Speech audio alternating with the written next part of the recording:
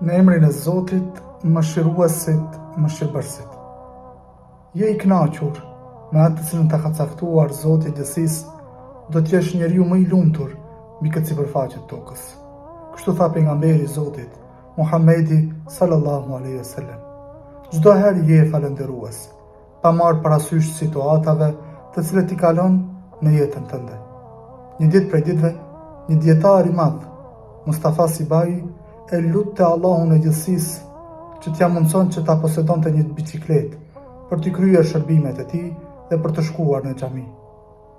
Mirëpo, një ditë prej ditëve e pa një njeri në karrocë, nuk kishte këmbë dhe nuk kishte mundësi të ecte. Dhe ju kujtua se ai e luti Allahun dhul xhelal për t'ia mundsuar një biçikletë.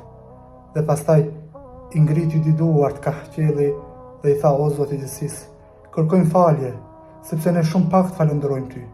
O Zot, rumi dy këmbët e mia, sepse nuk kam nevojë për biçikletë. Kështu që ti je njeri shumë I pasur në këtë botë, ti je njeri milioner në këtë botë, mirëpo je jo falënderues, je mosmirnjohës ndaj mirësive të Zotit I gjithësisë. Për këtë arsye, je I kënaqur me atë të cilën ta ka caktuar Allahu dhul xhelal, do të jesh njeriu më I lumtur, sepse pasuria më e madhe është pasuria e shpirtit.